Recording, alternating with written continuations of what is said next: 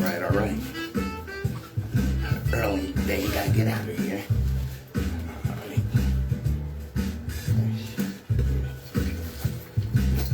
All right.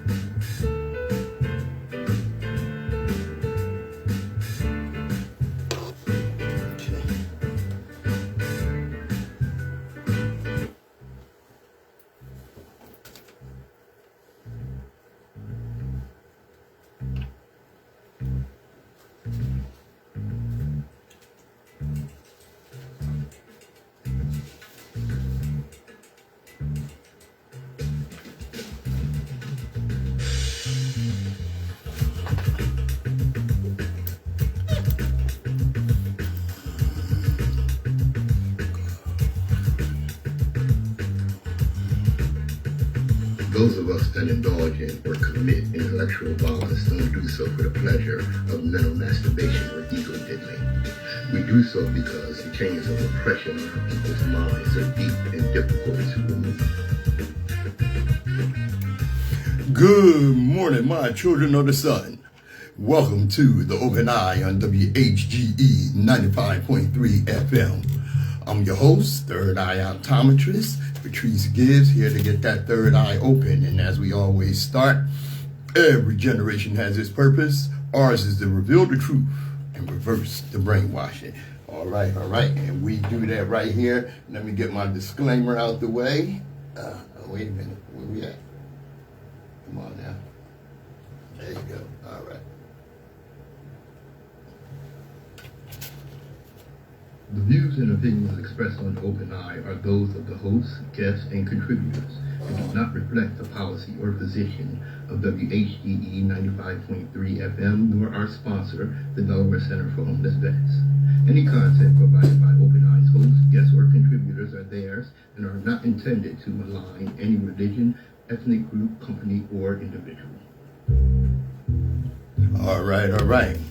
Let's get them started, baby. Yes, T. All right, here we go. All right, now, good morning, good afternoon, good evening, whatever time you tuned in. This is the Open Eye. This is the place where we don't just watch the news, we interrogate it. Where we don't inherit narratives, we dismantle them. Where comfort is optional, but truth is mandatory. If you came looking for talking points, you're in the wrong place. If you came looking for context, history, and clarity in a world addicted to distraction, you're right on time. Because what passes for breaking news today is often old lies in new packaging. What gets called complex is usually just power hiding behind paperwork. And what they tell you is inedible is very often just unchallenged. On this broadcast, we remember that nothing happening right now is random. Empires don't decline quietly. Systems don't expose themselves politely, and people don't wake up all at once. They wake up when reality becomes too goddamn loud to ignore. So take a breath, open your mind, sharpen your discernment. You're listening to the Open Eye. And let's get them started. All right.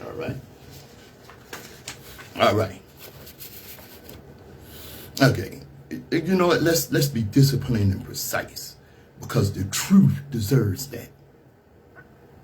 Africa has been deliberately equated with slavery by the oppressor. That association was not accidental. It was not descriptive. It was strategic. It was designed to justify conquest, extraction, and domination by confusing a people with the crime committed against them. Slavery was never Africa's identity. Slavery was something imposed upon African people. Africa is not a nationality. It is a continent composed of many nations, cultures, languages, and social systems. That fact does not weaken Africa's significance.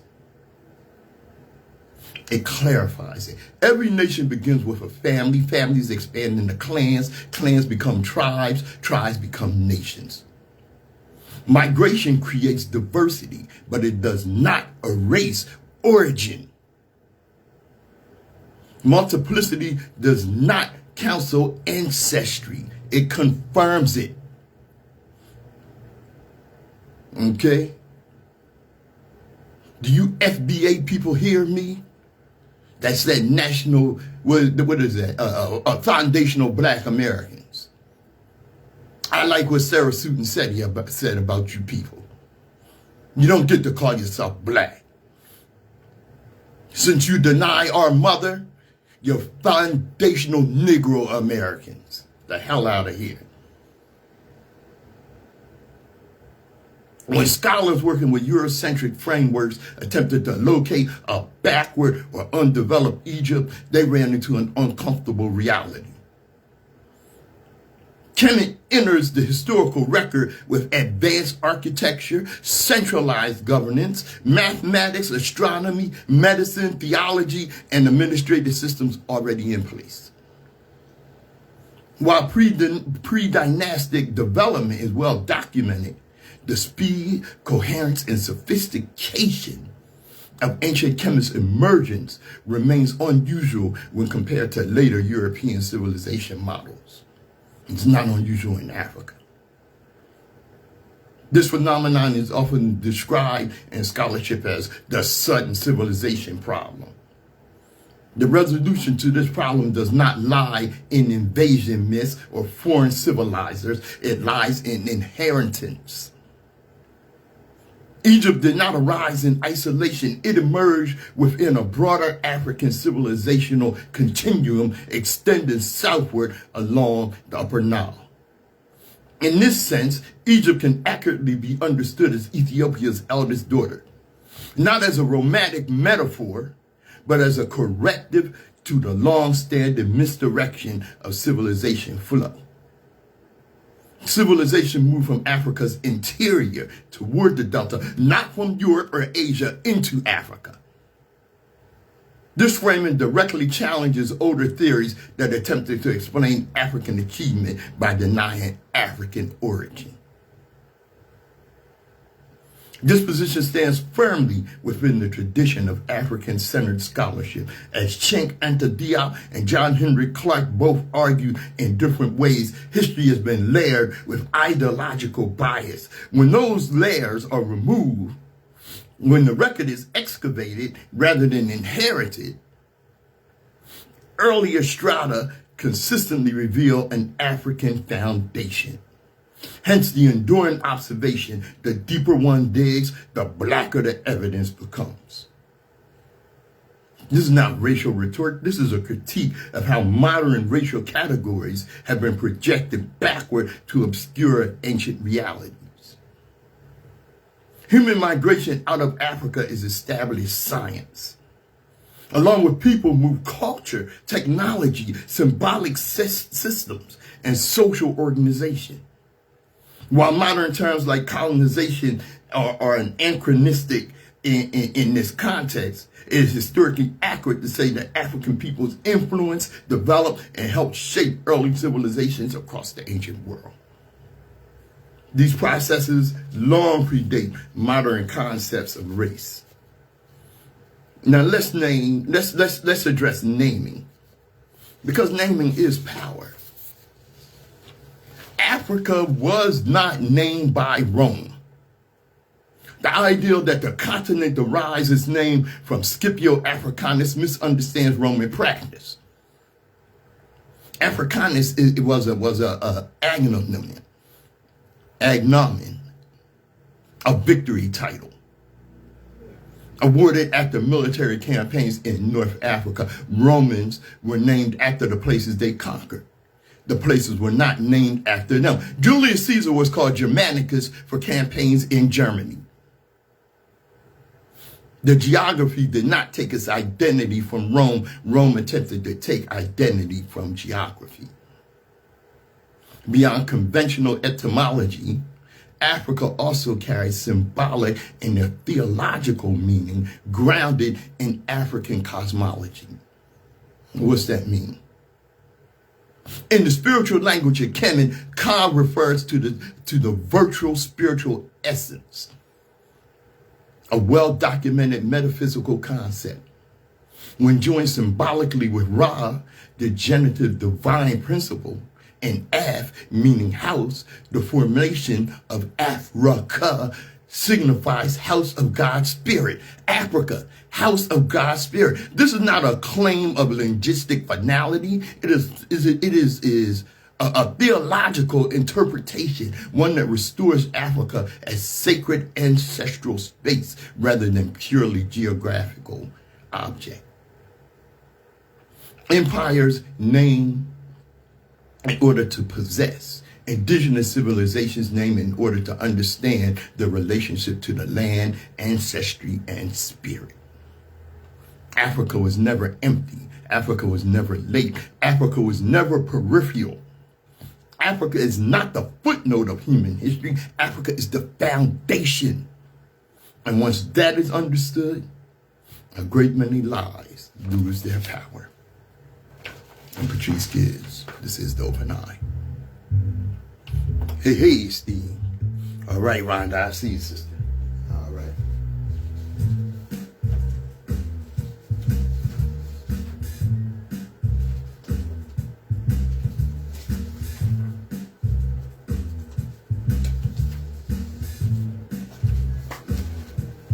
All right. WHGE 95.3 FM. This is The Open Eye. Let me tell you about the blueprints of resistance. How the McKissack family built Black America when the nation tried to lock the doors. At a time when Black architects were systematically pushed out of the profession, erased from contracts, and locked out of licensing boards, the McKissack family was doing something quietly revolutionary. They were building institutions that held Black life together. Not monuments to ego, not tributes to personal fame, institutions. Schools where minds could grow, libraries where memory could be preserved. Spaces where Black dignity could exist without apology. When Black America was denied access to public infrastructure, the McKissacks designed it anyway. When opportunity was rationed by race, they responded not with complaint, but with mastery. Their work exposed a lie at the heart of American racism, that exclusion was ever about ability. It never was. The Carnegie Library at Fisk University stands as one of the first major buildings in the United States designed by a Black architect.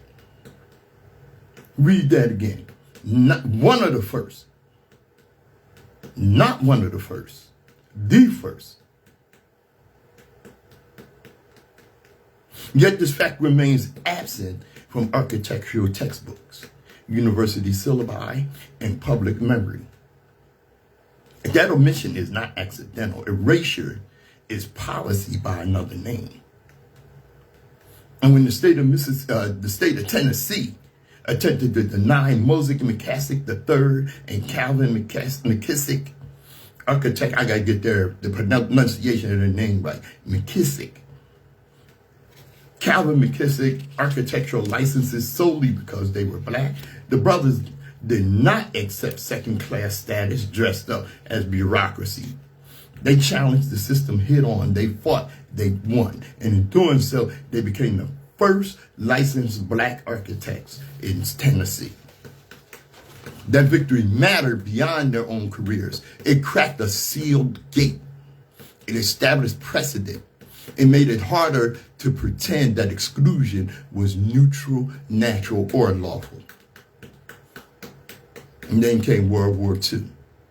in a nation that still segregated its military, doubted black intelligence, and openly questioned whether black men were capable of advanced technical skill, the McKissick firm secured the largest federal contract ever awarded to a black company at that time. They were entrusted with building the 99th Pursuit Squadron Air Base in Tuskegee, Alabama. Think about the contradiction. The same government that hesitated to let black pilots fly fighter planes trusted a black family to design and construct the infrastructure that made those flights possible. The Tuskegee Airmen became symbols of courage and excellence in the sky. The McKissacks made that excellence possible on the ground. This is how history actually works. Not through lone heroes floating in isolation, but through networks of black skills sustaining black achievement. Behind every celebrated figure stands an uncelebrated system. Behind every breakthrough is a foundation someone had to build. And this story does not end in black and white photographs or museum plaques. 5 generations later, the McKissick legacy continues under leaders like Sheriff McKissick Daniel. Today, McKissick and McKissick designs and manages products that shape the modern world. Airports, museums, transit systems, and NFL stadiums. Their fingerprints are on global infrastructure, including major work at JFK Airport, one of the busiest international gateways on the planet. From segregated contracts to global terminals, from being denied licenses to shaping skylines, from exclusion to influence. This is not a redemption arc. This is not a comeback story. This is continuity. From West African craftsmen passed down through memory and muscle, through enslavement and survival, to American skylines that like to pretend they rose from nothing. The McKissacks prove a simple, uncomfortable truth. Black skill was never missing. Black intelligence was never absent. Black excellence was never late. It was always here. It was always building. It was always doing the work. It was just never credited. So the next time you walk into a space that holds people together, a school, a library, an airport, a public square, ask yourself, who designed it? Ask whose hands made it possible. Ask whose name was left out of the story. Because history does not only live in books, it lives in stone, steel, and concrete. It lives in structures that refuse to collapse. And the McKissacks did not just build buildings, they built evidence. They built Black America when the nation tried to deny it existed. Remember that. WHGE 95.3 FM, The Open Eye. Hey, Sister Tracy, I see you. All right, cousin Ron Gibbs. Good to see you there. All right.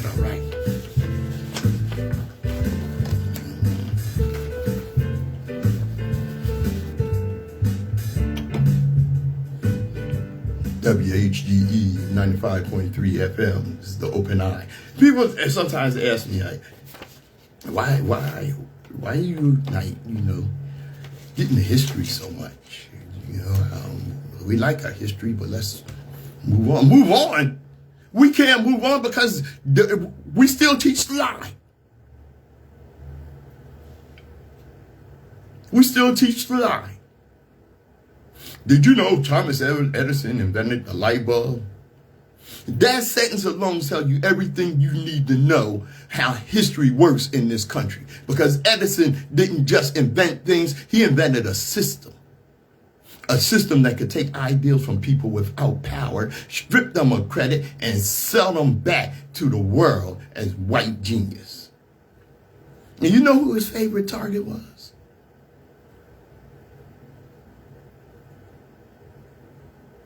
Granville T. Woods. You ain't heard about him, you're going to hear about him today. Now understand this clearly. Granville T. Woods wasn't some obscure tinkerer. He was somebody over in the basement tinkering. He was one of the most important electrical engineers of the 19th century. With no formal education, no elite institutions, no corporate sponsors, just a basement workshop and a mind so sharp it terrified industrial America. From that basement, Woods filed over 60 patents. He created automatic train braking system that prevented collisions. This guy was a genius. He designed electrical railway power systems. He advanced telecommunications and induction technologies that modern transit still depends on today. And every time Woods filed a patent, Edison responded with the same playbook. Step 1, wait for the patent to be filed. Step 2, claim he invented it first. Step 3, drag the inventor into court. Step 4, drown them with legal fees. Step 5, force them to sell cheap or go broke. This wasn't about truth. It was about endurance. Edison had lawyers, corporations, capital, time. Woods had brilliance. And brilliance alone does not survive prolonged legal warfare. And here's the part they don't teach you. Granville T. Woods beat Thomas Edison in court 4 separate times. 4. The courts ruled that Woods was the rightful inventor. But winning didn't mean freedom. Each case drained him financially. He spent the equivalent of hundreds of thousands of dollars defending what was already his. Eventually exhausted and financially destroyed, Woods sold patents for a few $100s each. Inventions that later made Edison and his partners millions. Unfortunately, Woods died broke and was buried in an unmarked grave.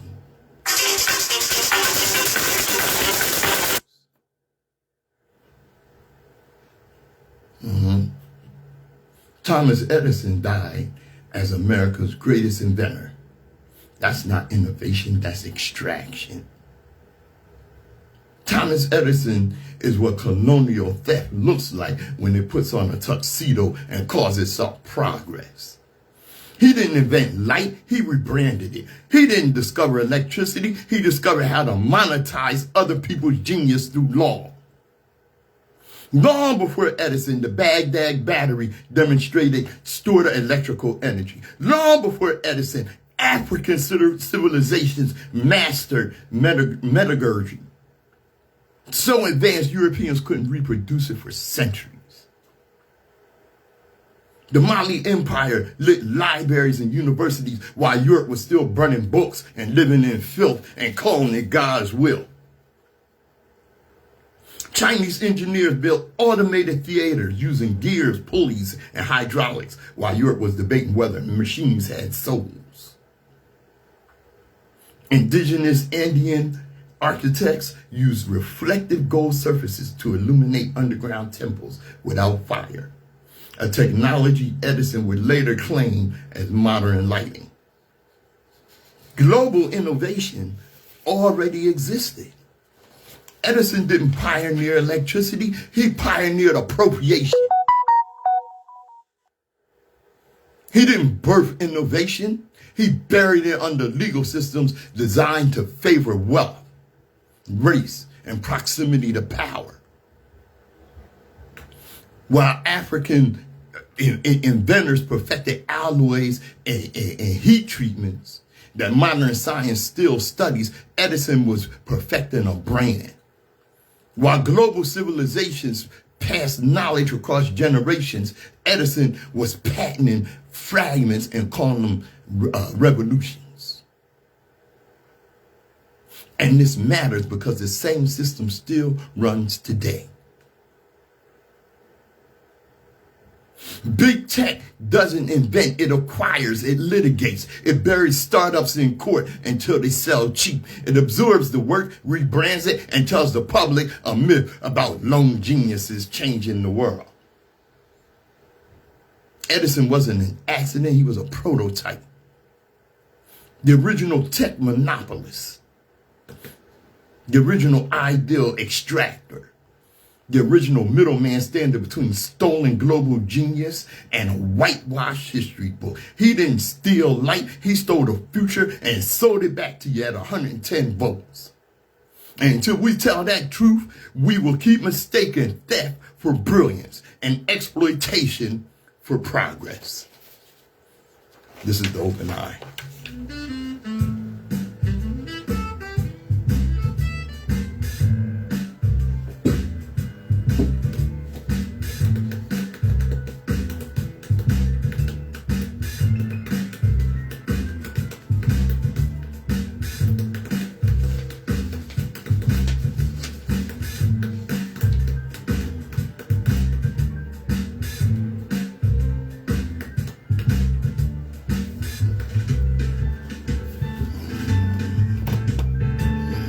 All right.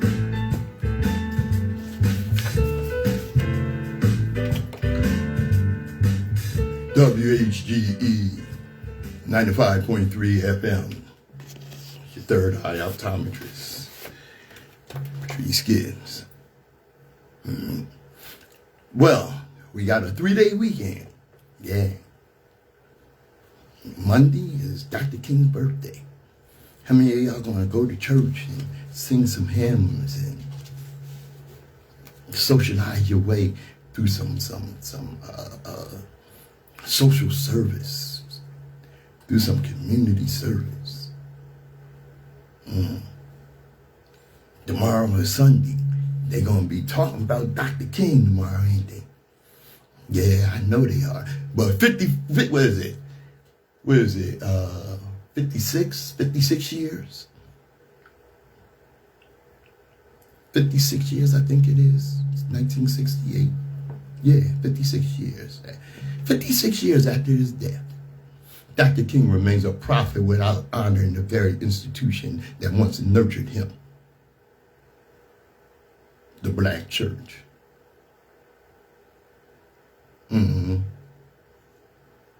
It's not a big deal for me to talk about Dr. King because I talk about him all the time. And don't think that I pit him against Malcolm, because I don't do that. Brothers was on the same page.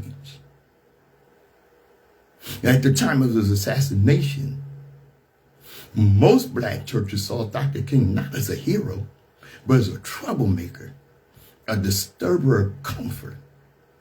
A man too political for the pulpit and too radical for the collection plate. Many ministers refused him their pulpits.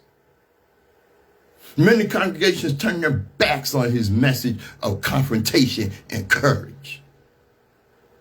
Today, those same institutions offer ritualized tributes, paying polite homage to his memory while ignoring the movement he gave his life for.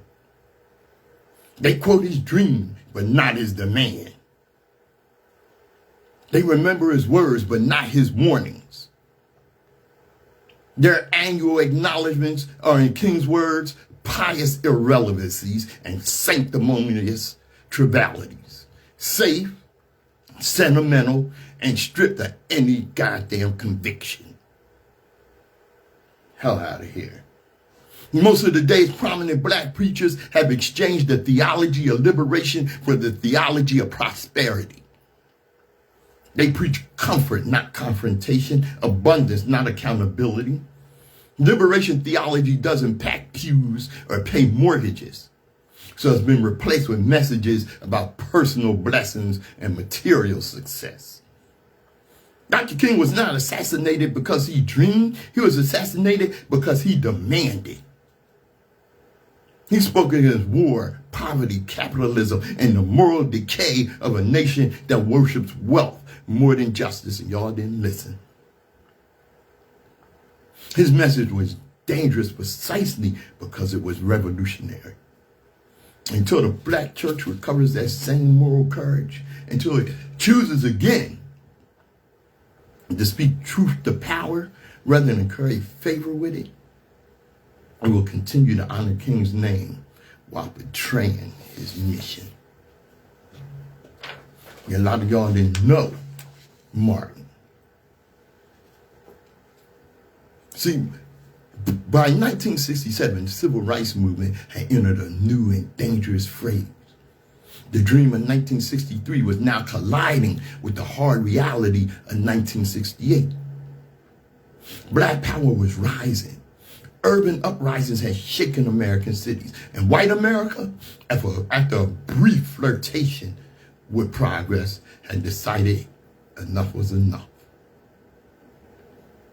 Many of the same white liberals who had marched with Dr. King now declared the job done. Civil rights legislation had passed, segregation was legally broken, and anything further sounded like ingratitude. But King was not finished. When he spoke out against the Vietnam War in 1967, condemning it as a crime against both America's poor and the people of Vietnam, he shattered the comfort of his white allies and drew fire from black moderates who feared he had overstepped. The death threats mounted. By early 1968, Martin Luther King Jr. was branded the most divisive man in America. What few recognized then, and what is clearly acknowledged today, is that King was undergoing a profound transformation. He was moving beyond the narrow frame of civil rights. He was moving toward revolutionary critique of America itself. King came to recognize black power's necessity, and he explained it with clarity and precision. Black power, in its broad positive meaning, is a call to black people to amass the political and economic strength to achieve their legitimate goals. No one can deny that the Negro is in dire need of this legitimate power. Black power is also a call for pooling black financial resources to achieve economic security. Through the pooling of such resources and the development of habits of thrift and techniques of wise investment, the Negro will be doing his share to grapple with his problem of economic deprivation. And black power means the development of this kind of strength within the Negro community, then it is a quest for basic necessary legitimate power, as Dr. King. By 1968, King was not only the undisputed leader of the civil rights movement, he was also reaching across to the black power movement. His Poor People's Campaign was openly anti-capitalist, demanding an economic restructuring of America. He spoke of building coalitions with workers, immigrants, and the poor across racial lines. To his friends, this was a natural evolution. To the U.S. government, it was a terrifying escalation. And see, Dr. King said, the civil rights movement that sit next to you in the theater, on the bus, or at the counter didn't cost America a goddamn thing. And no one understood the danger better than J. Edgar Hoover. Hoover's hatred of King was not mere disdain, it was pathological. After the 1963 March on Washington, he called King the most dangerous Negro in America. When King won the 1964 Nobel Peace Prize, Hoover's rage became obsession. The full machinery of the FBI was turned against Dr. King. Office break-ins, informants, surveillance bugs, phone taps, mail interception. The FBI even sent King a poison pen letter urging him to commit suicide before his secrets were revealed. Still, Hoover's vendetta sharpened as King's philosophy evolved. When King began speaking the language of power, economics, and international solidarity, yes, Dr. King was a Pan-Africanist. He crossed the final line. On March 4th, 1968, the FBI circulated a COINTELPRO directive that spelled out the stakes with chilling clarity. Prevent the rise of a messiah who could unify and electrify the militant black nationalist movement. Malcolm X might have been such a messiah, so the FBI said. Hoover. That Malcolm X may have been such a messiah. He is a martyr of the movement today. Martin Luther King, Stokely Carmichael, and Elijah Muhammad all aspire to this position. Elijah Muhammad is less of a threat because of his age.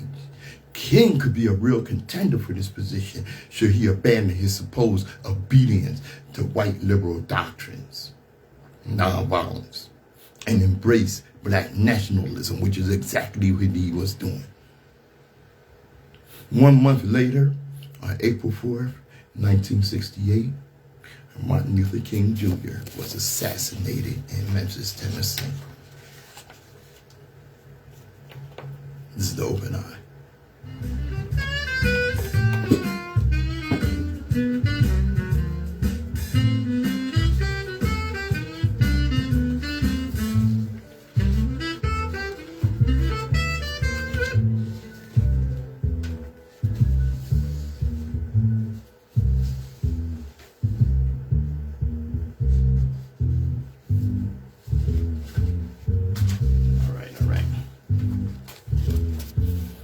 Hey, boy, I see you, bro. All right.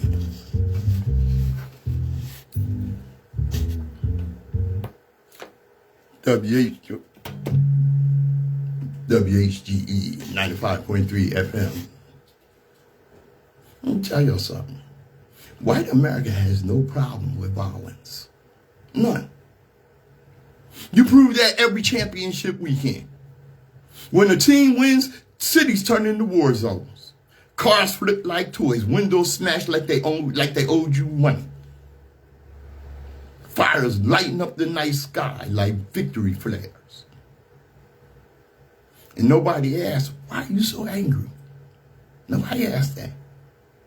Nobody calls it thuggish. Nobody sends in armored vehicles and declares a crisis of civilization. They call it celebration.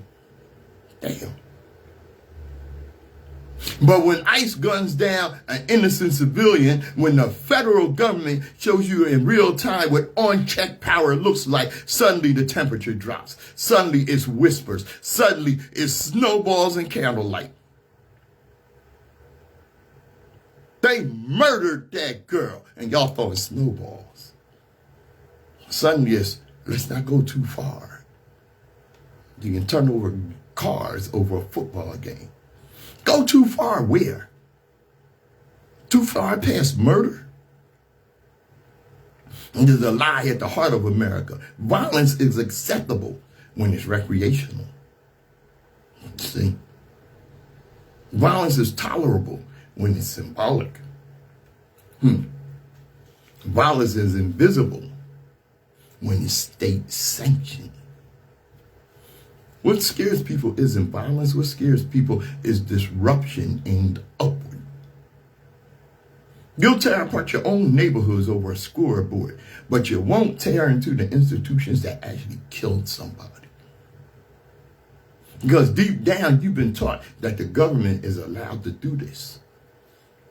That badges absorb bullets. That uniforms turn murder into procedure. And here's the part nobody wants to say out loud. If this had happened to a black woman, America wouldn't even be pretending to care. There wouldn't be no snowballs. There wouldn't be candles. There wouldn't be headlines asking hard questions. The only reason this woman feels shocking is because the violence slipped the leash and touched someone white. And even then, the response was timid. Even then, the rage was borrowed. Even then, people flinched from the obvious conclusion. This is what Black America been telling you forever. The system doesn't malfunction, it rehearses. It practices on the margins until the public stops reacting. Then it expands the perimeter. So don't ask where the outrage is. Ask why you only know how to access it for games, flags, and fantasies, but not for human beings.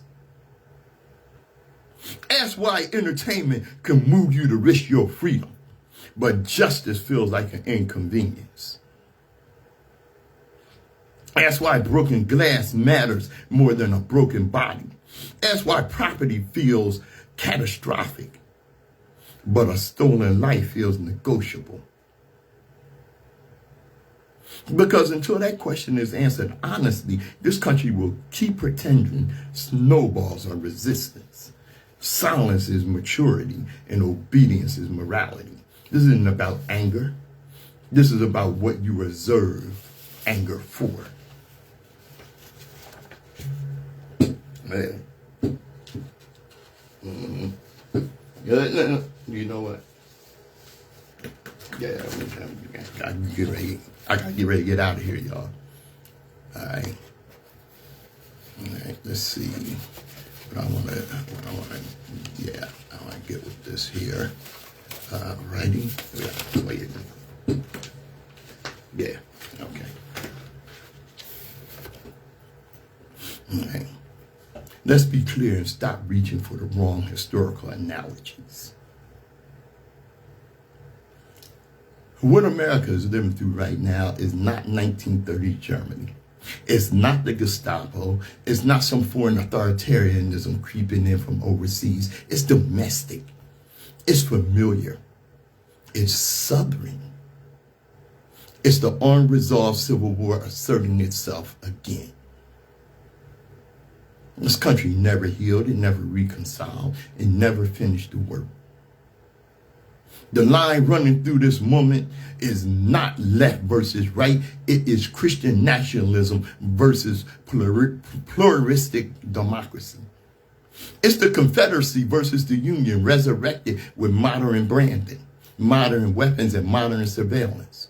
Same ideology, same grievance, same hunger for hierarchy. ICE doesn't behave like the Gestapo because it doesn't need to. It behaves exactly like an American police force that has always behaved this way. And American policing did not begin as neutral law enforcement. It began as slave patrols, armed posses, authorized by the state to hunt human beings who dare to flee bondage. That is not rhetoric. This is documented history. And when people ask why federal agents feel entitled to snatch people off the street, point guns at pastors, intimidate civilians, and operate with total immunity, the answer is simple. That behavior is not an aberration. It's inheritance. Before the Civil War ever began, the United States was already fractured. Two Americas existed at the same time, one governed by laws that at least gestured toward liberty, the other governed by laws designed to preserve human ownership. Two moral systems, two legal realities, two definitions of who counted as fully human. That contradiction could only end one way: war. We like to pretend that war resolved it. It didn't. The South was never dismantled. Its ideology was never criminalized. Its leaders were never meaningfully punished. Slavery itself was not abolished. It was re-engineered. Forced labor moved into prisons. Terror moved into policing. Control moved into housing policy, labor policy, immigration policy, and voter suppression. The plantation did not disappear. It went corporate. It went bureaucratic. It went federal. And because slavery was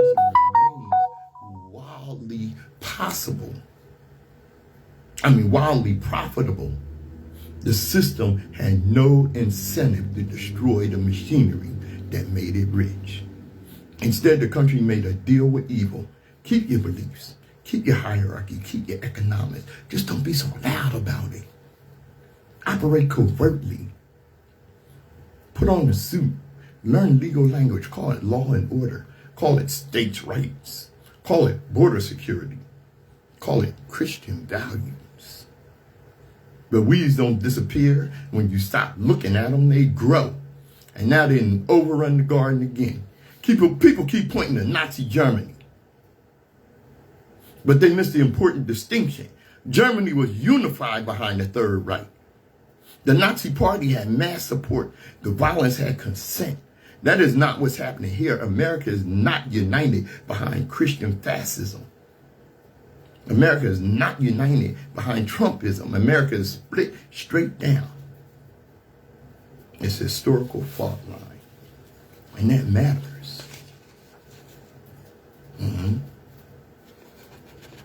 That matters. Because authoritarianism requires buy-in. It requires legitimacy. It requires the will of the people. And without that, it can only survive through escalating force. More raids, more guns, more prison, more intimidation, more spectacle, more enemies invented to justify the violence. What we are watching is not a foreign ideology invading America. It is America confronting what it refused to kill at the Appomattox. The ghosts were never excised. They were deputized. And unless the country finally comes to what it has avoided for 160 years, naming the disease, dismantling the system that sustains it, and pulling the roots out completely, this cycle will repeat again and again. History doesn't reward denial, it punishes it. And there's any chance of survival, it lies in recognizing that this moment is not unprecedented. It's unfinished business. It's an unfinished war. And unfinished wars have a way of reopening themselves. ICE continues to exist. Not because reform is difficult, but because dismantling it will require political courage that Democratic leadership has repeatedly refused to demonstrate. The weakness of Democratic opposition is not rhetorical, it's structural and deliberate. When asked whether ICE should be defunded, Senate Majority Leader Chuck Schumer and House Minority Leader Hakeem Jeffries, they declined to answer. I gotta get off the air for a second. Fuck you, Hakeem Jeffries. That refusal matters more than any speech or bill. The funding is the only mechanism that meaningfully limits an enforcement agency's capacity for harm. Refusing to engage the question signals on the unwillingness to confront power. That's not oversight, that's strategy. Democratic leadership relies on ambiguity to maintain coalitions that include corporate donors, private detention contractors, security firms, and suburban voters conditioned to equate enforcement with safety. ICE satisfies those interests and enforces borders without requiring lawmakers to openly defend brutality.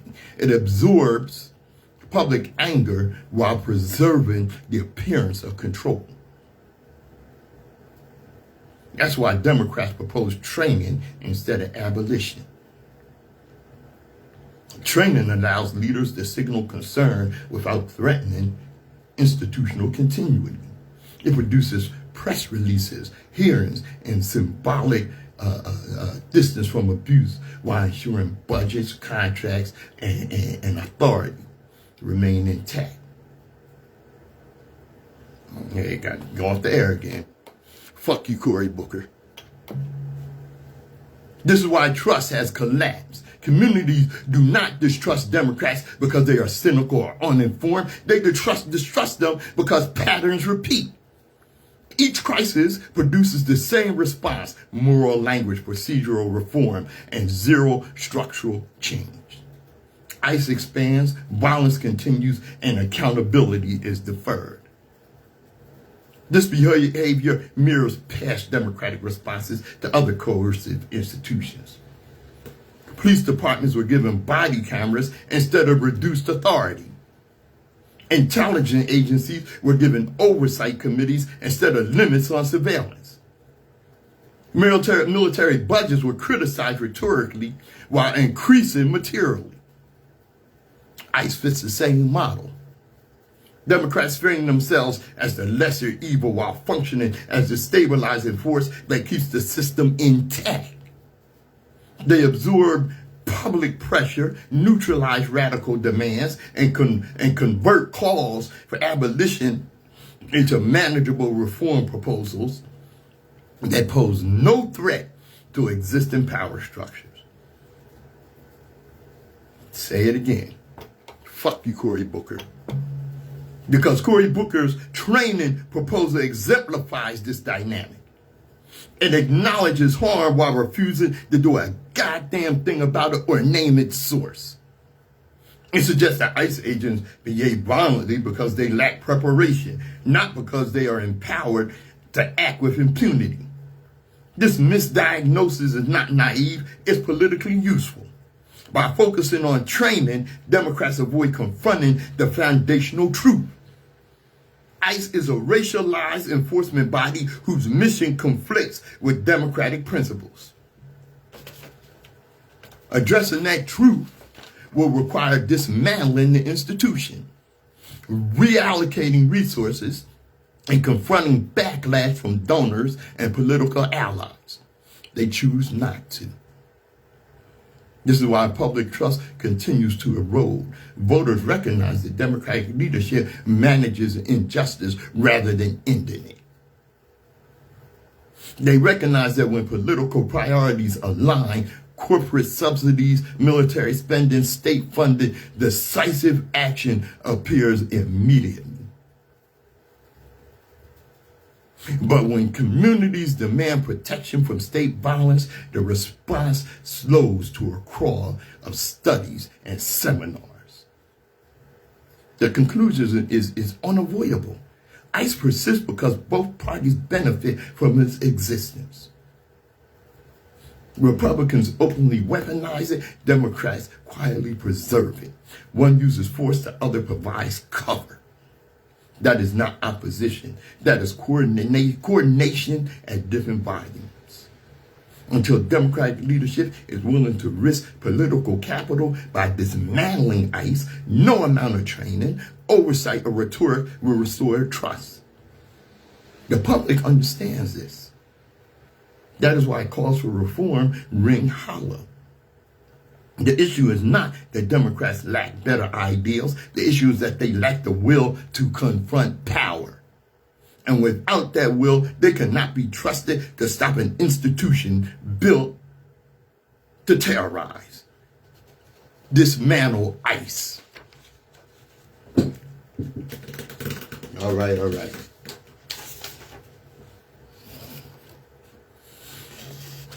The most dangerous thing in the world is not chaos, it's normalization. When lies feel familiar, when injustice feels routine, when outrage is rationed and truth is negotiated. What you heard today wasn't meant to make you comfortable, it's meant to make you conscious. Because history doesn't ask whether you were entertained, it asks were you aware. Whether you noticed when the lines were being redrawn, whether you spoke when silence was the price of admission.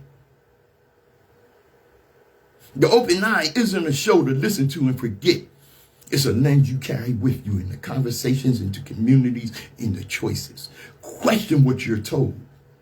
Challenge what you're sold, and never let anyone convince you that your clarity is extremism. This is the open eye. I'm Patrice Gibbs.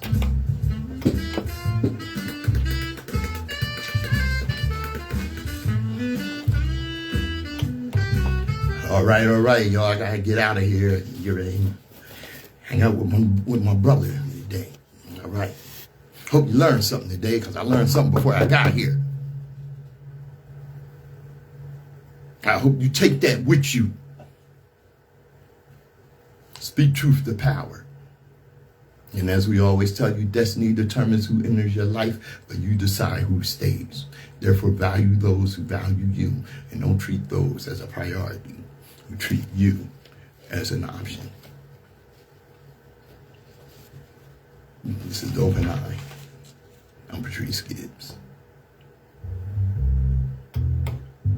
All right. Thanks for joining me. Oh, I ain't forgot that them bastards killed an infant. And it's worse. Thank you, Sister Tracy. All right, Brother Haru. Hey, boy. All right, I got to get out of here, y'all. Peace and love.